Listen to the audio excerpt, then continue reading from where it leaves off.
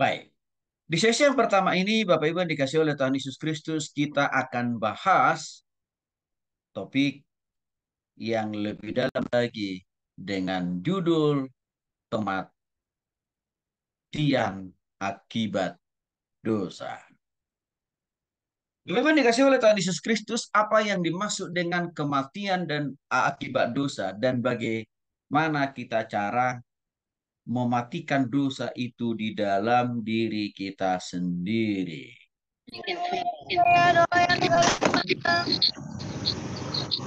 Saya jadi ingat Bapak Ibu yang dikasih oleh Tuhan Yesus Kristus 3 minggu yang lalu waktu saya sedang pelayanan di sebuah persekutuan. Seorang Bapak berkata gini, waktu saya dalam proses menyampaikan firman Tuhan. Dia bilang, Pak Pendeta, kita bersyukur ya Pak, kematian Kristus serta kebangkitannya di kayu salib sudah cukup menghapus semua dosa dan pelanggaran kita. Dan saya katakan, oh itu sangat betul sekali. Saya bilang. Nah, tapi nggak lama kemudian beliau mengatakan, karena Yesus itu telah mati dan bangkit buat kita, Pak Pendeta, berarti kita tidak perlu lagi berbuat apa-apa. Kalian tidak perlu beresponi, memaknai arti kematian dan kebangkitan Kristus itu. Itu pernyataan beliau. Nah, pemikiran itu sebenarnya Bapak Ibu di Tuhan Kristus bukan hanya dimiliki oleh segelintir orang Kristen. Tapi saya punya keyakinan cukup banyak orang Kristen yang punya pemikiran keliru seperti itu. Bahwa kematian Yesus itu otomatis menghapus semua dosa dan kesalahan kita.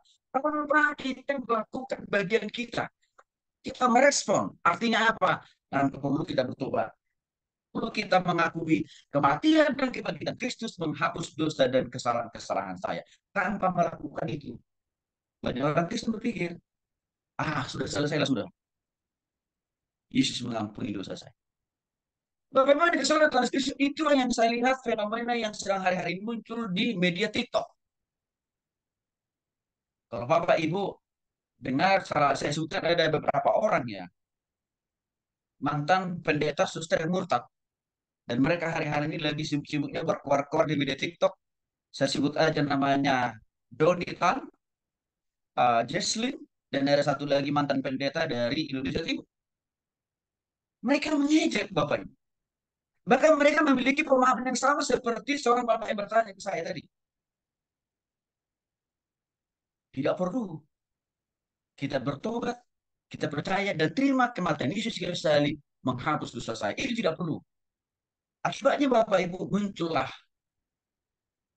semakin masiflah orang-orang yang beragama Protestan dan Katolik murtad hari-hari ini. Ada lagi pemikiran yang kedua. Pemikiran yang kedua ini digagas oleh seorang pendeta yang sangat terkenal. Namanya Joseph Rin. Dia adalah pastor senior gereja Penciptaan Baru. Dia salah satu gereja terbesar di Singapura. Dia banyak menyampaikan khotbahnya, ceramahnya bapak-bapak di media televisi dan juga media YouTube. 5 tahun yang lalu, pengajaran beliau ini juga sangat begitu booming di Indonesia. Pertanyaannya apa pahamnya, apa pengajarannya? Dia mengatakan, kalau kita sudah sungguh-sungguh bertobat secara pribadi, di dalam hati, lalu dalam perjalanan hidup ini kita jatuh dalam dosa, dia katakan, tidak perlu lagi kita mengaku dosa seperti saat yang ada 1 ayat 8 sampai 9. Alasan teologis dia, kematian Yesus itu telah menghapus total semua dosa dan pelanggaran kita, baik di masa yang lampau itu maksudnya dosa dari Adam dan Hawa. Oke, nggak ada masalah dengan itu. Jadi dia katakan Yesus juga telah menghapus dosa kita di masa kini. Artinya apa? Pada waktu kita sudah bertobat lalu jatuh dalam dosa. Betul, itu juga nggak ada masalah dengan itu. Sudah tuntas juga itu dihapus oleh Yesus melalui kematian dan kebangkitannya. Dan alasan yang ketiga dia katakan, dosa yang akan datang sekalipun juga telah disalibkan di kayu salib. Maka dengan alasan itu dia bilang, nggak perlu lagi kita mengaku dosa. Kelihatannya paham teologis yang disampaikan oleh Josephine, kelihatannya nggak ada salahnya, nggak ada sesatnya. Kalau kita pahami itu hanya sesaat Bapak Ibu. Tapi justru sebenarnya pemahaman itu kalau kita pahami dengan dalam dan serius, itu sangat berbahaya. Memang, jadi Yesus salib Bapak Ibu, itu berdampak untuk menghapus total dosa kita masa lampau, masa saat ini, dan juga masa yang akan datang. Betul. Karena itulah arti makna daripada Yesus mati di kayu salib. Tidak berarti kalau dosa kita di masa yang akan datang telah dihapus oleh Tuhan, lalu kita jatuh dalam dosa, maka kita tidak perlu lagi mengaku dosa. Oh, tidak begitu pemahaman teologianya. Tidak begitu pemahaman firman Tuhan. Itu sangat sesat. Kan Yohanes 1 ayat 8 sampai 9 mengatakan dengan lugas dan tegas, jika kita mengaku dosa kita, ia adalah setia dan adil, pasti mengampuni segala dosa dan kesalahan kita.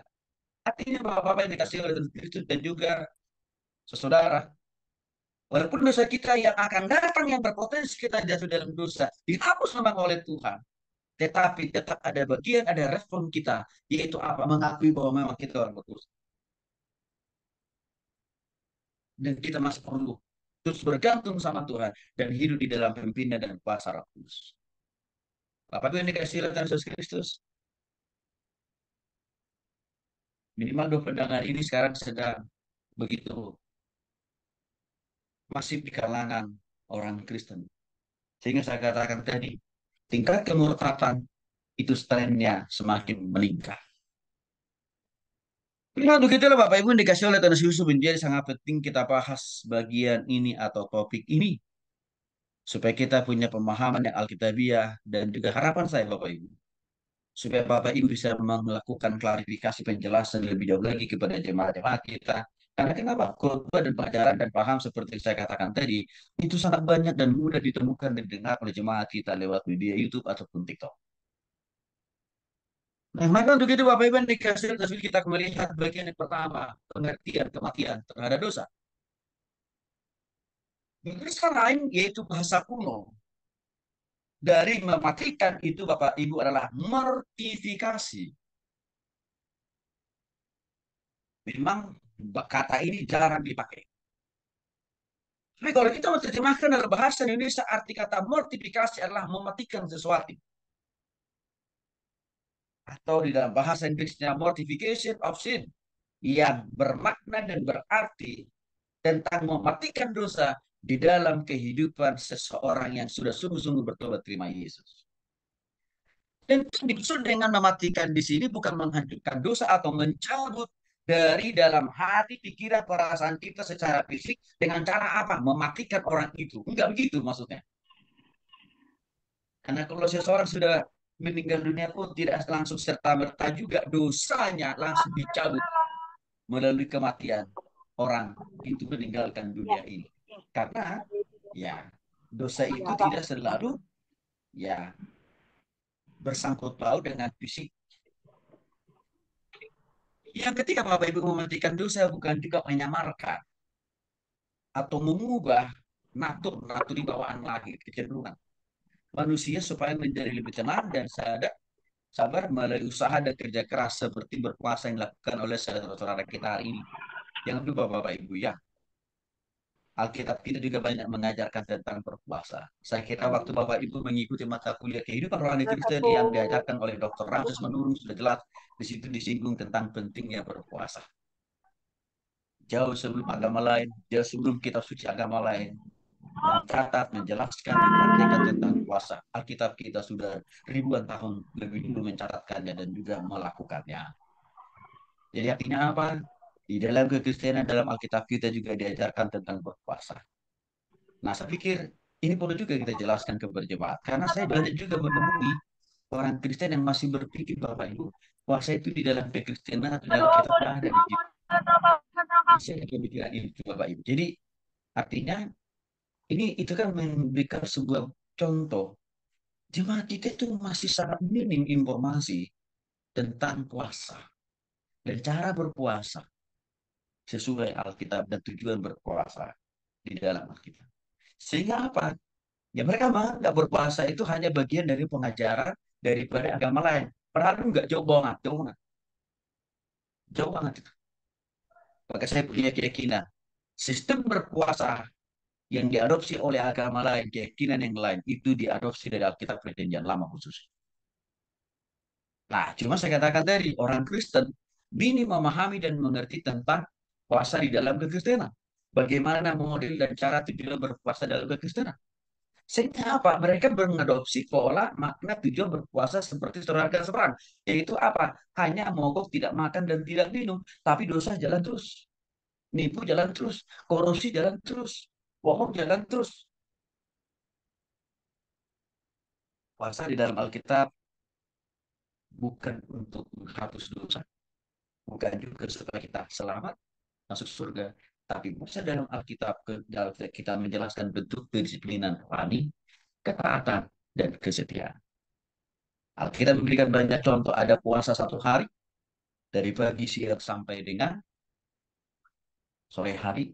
Ada puasa 3 hari, ada puasa 1 minggu, ada puasa 40 hari, 40 malam. Bapak Ibu, semua model-model puasa tadi sudah pernah saya praktekkan dan hasilnya, dampaknya luar biasa. Saya mendorong kita, mari coba kita juga belajar mempraktekkan. Ya, semua dari apa yang dikatakan oleh firman Tuhan. Sekali lagi Bapak Ibu, ya, berpuasa itu kan untuk ya mematikan dosa dalam diri kita, menghapus dosa kita supaya kita masuk surga seperti kau saudara kita enggak. Bentuk ketaatan, bentuk ketergantungan kita, bentuk kesetiaan kita, bentuk penyerahan total kita kepada Tuhan.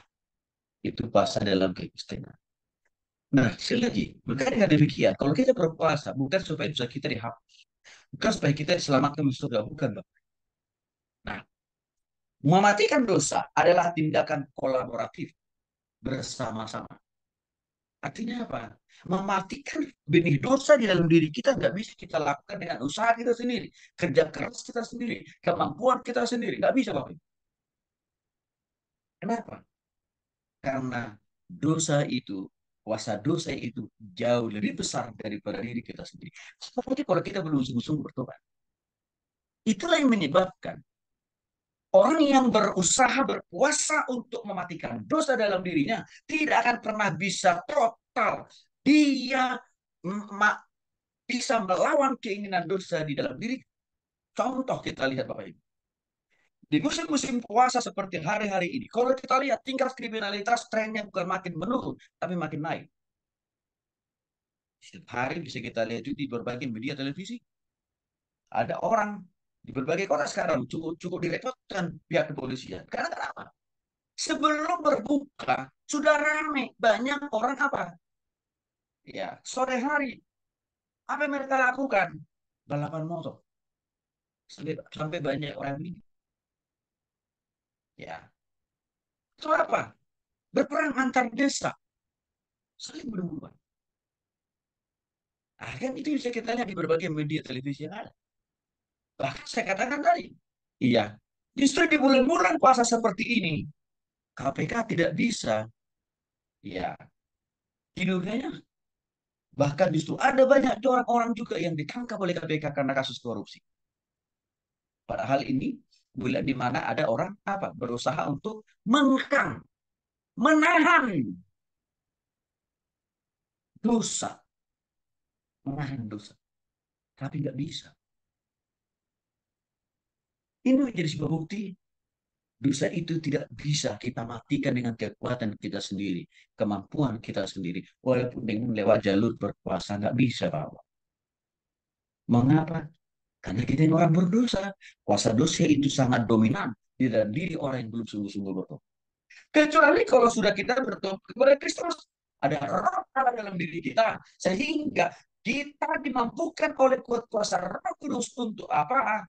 Melawan, bahkan menekan serta menghancurkan kuasa dosa itu di dalam hidup kita. itu hanya didapatkan, itu hanya bisa kita alami kalau roh Allah dalam diri kita atau Roh Kudus. Tentu pintu masuknya adalah kita harus sungguh-sungguh bertobat pada Kristus. Inilah cara mematikan dosa dari konsep Alkitab. Jadi jauh berbeda dengan dilakukan oleh orang lain. Jauh lagi Bapak Ibu dikasih oleh Kristus dasar Alkitab dari mati atau matikanlah atau kematian dosa di dalam diri kita. Yang pertama Kolose pasal 3 ayat 3 dan 5. Sebab kamu sudah mati dan hidupmu tersembunyi bersama Kristus dalam Allah. Karena itu matikanlah sifat apapun yang berasal dari sifat duniamu. Apa itu? Percabulan, kecemaran, hawa nafsu, keinginan jahat, keserakahan, dan penyembahan kepada berhala. Itu yang bisa kita maknai dari Kolose pasal 3 ayat 3 dan 5 ini Bapak Ibu dikasih oleh Tuhan Yesus Kristus. Hanya melalui kematian Yesus di kayu saliblah dosa itu bisa dimatikan di dalam diri kita. Maka pintu masuknya jadi kita harus tidak boleh hanya sekedar menjadi penonton atas kematian Yesus di kayu salib. Tidak boleh. Tidak boleh kita hanya sekedar menjadi pengamat atas apa yang dilakukan di kayu salib. Tidak bisa. Supaya kuasa dosa itu mati total dalam diri kita. Gak boleh juga kita hanya memerankan Yesus digantung di kayu salib, maka otomatis itu ya mematikan dosa dalam diri kita. Yang dilakukan oleh banyak orang Kristen hari-hari ini. Ada WA masuk ke saya. Pertanyaannya begini. Jadi saya dikirimin video. eh ada seorang pria. Dia menyerahkan hidupnya untuk memerankan Yesus yang mati di kayu salib. Ya, sampai dia dipukulin Bapak Ibu. Berdarah-darah benar. Ya, lalu ada banyak orang-orang Kristen datang menyembah orang si pria ini dan mengaku dosanya terhadap si pria ini. Lalu saya tanya, Pak Pendeta, apakah ini yang dimaksud dengan Paskah? Apakah ini yang dimaksud dengan memaknai kematian Kristus di kayu salib? Pertanyaan ini itu bagus banget. Lalu saya jelasin, Bang. Yang Yesus mau, yang Yesus inginkan kita lakukan di momen Paskah ini. Bukan lagi ikut-ikutan kita menyerahkan totalitas hidup kita kepada pihak panitia pasca, selipkan aku secara fisik. Itu nggak ada guna, itu tidak ada arti, tidak ada artinya dan juga tidak ada maknanya, bahkan tidak ada nilainya untuk menghapus dosa dan pelanggaran. Mengapa? Kalau kita pun menyerahkan tubuh kita untuk digantung di kayu salib, tidak nilainya, tidak maknanya. Dengan waktu tubuh Yesus digantung di kayu salib, bedanya di mana?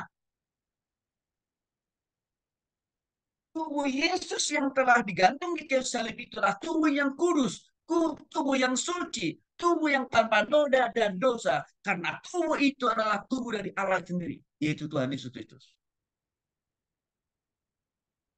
Sehingga itulah yang memungkinkan kematian Yesus di kayu salib bisa relevan, bisa cukup tuntas menghapus dosa kita karena tubuh yang mengambil alih dosa dan kesalahan kita itu tubuh yang tidak pernah berdosa dan berdosa. Dan itu sudah Yesus lakukan. Dan sudah cukuplah itu Yesus kerjakan. Maka kita tidak perlu lagi memberikan diri kita kepada panitia pasca untuk minta disalibkan. Sebab bukan itu yang ingin Yesus lakukan. Yang ingin Yesus harapkan untuk kita lakukan. Lalu yang kedua, bagaimana dengan tubuh kita yang kita serahkan ke panitia pasca untuk disalibkan? Tubuh kita yang kita serahkan ke panitia pasca untuk disalibkan. Tubuh yang penuh dengan dosa. Tubuh yang penuh dengan kesalahan. Tubuh yang banyak berbuat kesalahan, berbuat pelanggaran-pelanggaran terhadap Tuhan. Itu artinya apa? Kembali kepada dak materi Bapak Ibu. Ada banyak jemaat yang datang menyembah kepada orang itu. Menangis jemaat itu dan mengakui dosanya, itu tidak ada gunanya. Karena si pria yang menyerahkan dirinya di kayu salib sama dengan jemaat yang mengaku dosa kepada dia, orang berdosa. Tidak pikirannya juga berdosa.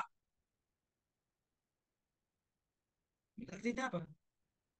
Saya selalu menyarankan, bahkan di jemaat saya, di orang saya layani, di momen pasca ini yang perlu kita lakukan bukan menjadikan diri kita seperti Yesus, bukan. Tapi sungguh-sungguh bertobat dan mengaku kematian Yesus kayu salib cukup untuk menghapus semua dosa dan pelanggaran saya. Sama seperti momen Natal. Yang Yesus inginkan kita lakukan bukan lagi mengertilkan Yesus yang lahir di kandang berubah itu dan kita dramatisasi, bukan itu yang saya lakukan lagi, karena itu sudah selesai. Tapi yang Yesus mau kita lakukan di momen Natal dan Paskah itu adalah makna kelahiran Kristus, apa makna kematian kebangkitan Kristus buat kita hari ini. Tidaklah tidak bukan berdoa, tidak bisa rapi di dalam.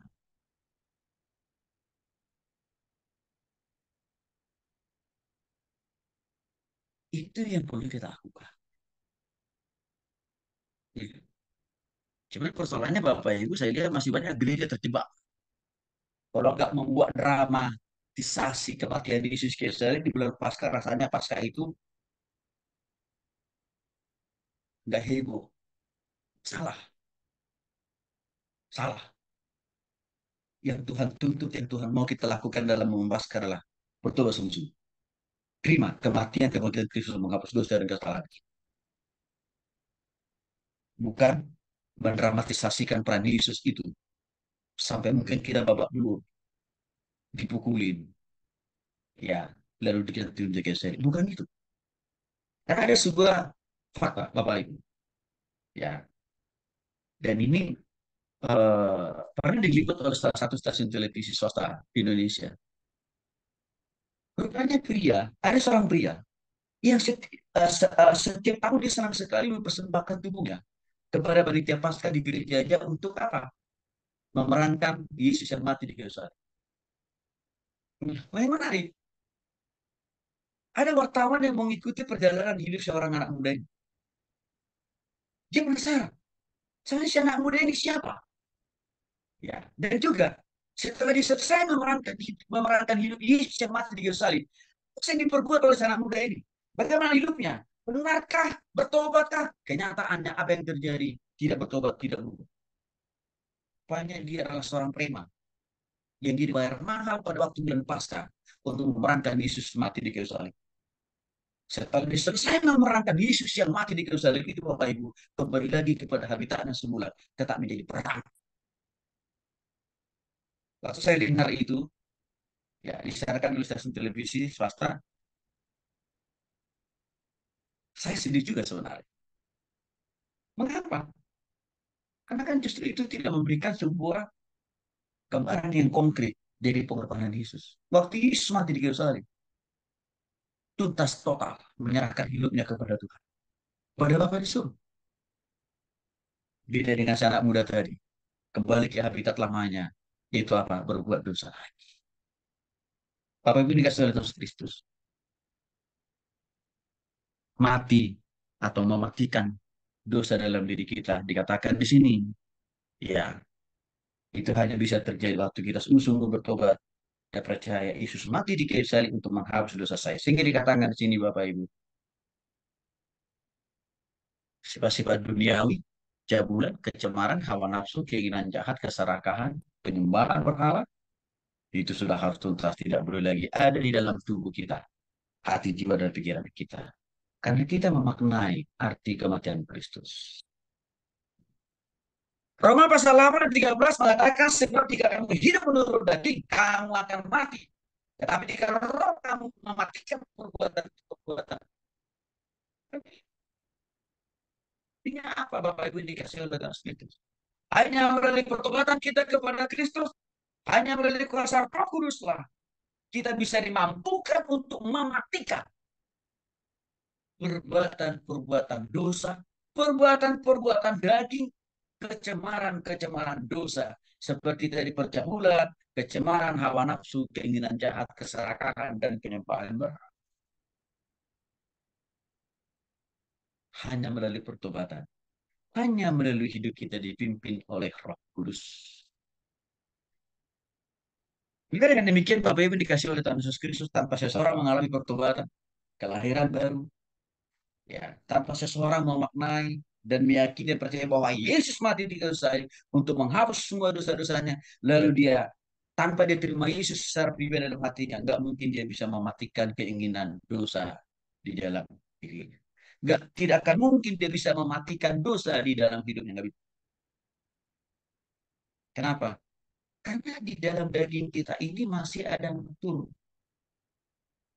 bawaan dari Adam dan Hawa. Sebab apa? Karena kita masih memakai daging yang lama, Bapak. Itu masalah. Dalam hal yang berikutnya perlu kita pahami adalah arti kata dasar Alkitab menyalibkan atau disalibkan. Nah, memang kita bersyukur materi ini relevan sekali dengan momen Paskah, momen kematian Kristus yang sedang kita jalani hari ini. Menjadi bagi menjadi pas sekira. Galatia pasal 5 ayat 24 mengatakan mereka yang menjadi milik Yesus Kristus telah menyalibkan apa yang telah kita salibkan di momen Paskah ini bersama dengan Yesus. Ya, keinginan serta segala nafsu dan juga keinginan. Contoh konkret Bapak Ibu.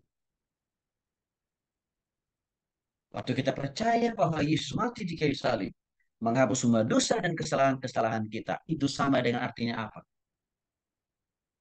Boleh kasih kuasa dan pertolongan Roh Kudus di dalam diri kita. Dikatakan di sini, berarti nafsu keinginan daging kita juga telah tersalib, telah mati terhadap segala dosa. Telah mati terhadap segala keinginan nafsu dan keinginan daging. Maka momen Paskah ini harus semua setiap tahun kita merayakan momen Paskah kematian Kristus. Itu harus semakin terlihat bahwa tubuh kita ini semakin mati total untuk tidak lagi senang berbuat menambah dosa. Harus mati tubuh kita, harus tubuh kita untuk berbuat dosa. Sebagai bukti bahwa Yesus, makna kematian Yesus sudah sampai di kita. Yang kedua, waktu kita merayakan momen kematian Yesus di salib, berarti harus semakin minim, minim, kecil. Kita menyerahkan anggota-anggota tubuh kita, bahkan roh, jiwa, dan tubuh kita untuk apa? Berbuat dosa. Harus makin minim, Bapak Ibu. Jangan sebaliknya yang ada, makin bertambah-tambah.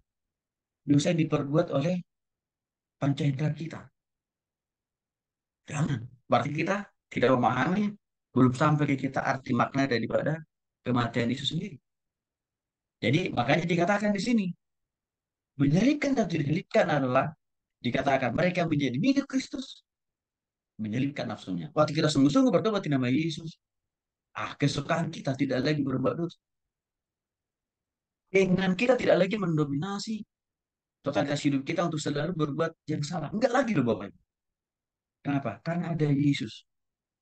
Karena ada Roh Kudus yang selalu ada di kita. Roma pasal 6 ayat 6 mengatakan kita tahu bahwa manusia lama kita disalibkan dengan Kristus. Dan tubuh dosa dilenyapkan. Apa menarik? Bersama sehingga kita tidak akan menjadi hamba dosa. Artinya, kalau kita memahami dan mengerti makna kematian Kristus di kayu salib, dikatakan di sini Bapak Ibu yang dikasih oleh Tuhan Kristus bahwa manusia lama kita ya disalibkan, sudah mati untuk dosa. Ya, daging keinginan daging kita, totalitas tubuh kita tidak lagi tertarik untuk melakukan dosa Bapak Ibu kira-kira ini dimaksud dengan disalibkan dengan dan bahkan dikatakan tubuh dosa dilenyapkan. Artinya apa? Orang memahami arti dan makna kematian Kristus seharusnya Kita tidak, keinginan daging kita sudah lenyap, sudah mati, alias tidak tertarik lagi untuk berbuat dosa di hati, di pikiran, dan perasaan kita. Sehingga dikatakan di sini, kita tidak akan menjadi hamba dosa. Apa artinya? Kita tidak akan menjadi hamba dosa. Kita tidak diperbudak oleh dosa. Waktu-waktu kita sungguh-sungguh memaknai arti kematian Kristus di kayu salib. Lalu kita responi. Harus ada respon kita loh Bapak. Itu apa? Percaya Yesus mati di kayu salib untuk menghapus dosa saya. Yang pertama, yang kedua, kita undang Yesus dalam hati kita secara pribadi. Maka dalam posisi itu, dalam konteks itu, dikatakan di sini Bapak Ibu, kita tidak lagi dijajah oleh dosa. Kita tidak lagi diperbudak oleh dosa. Kita tidak lagi menjadi kaki tangannya dosa ataupun iblis itu. Enggak. Tapi kita telah dibebaskan dan kita telah dilepaskan alias dimerdekakan. Bapak Ibu dikasih oleh Kristus, saya kira ini perlu kita pahami tapi juga perlu kita maknai dan kita praktekkan dalam kehidupan kita. Sehingga kita bisa memberikan pemahaman, pengertian, penjelasan, dan contoh yang konkret kepada jemaat yang kita layani. Maka saya katakan tadi, ya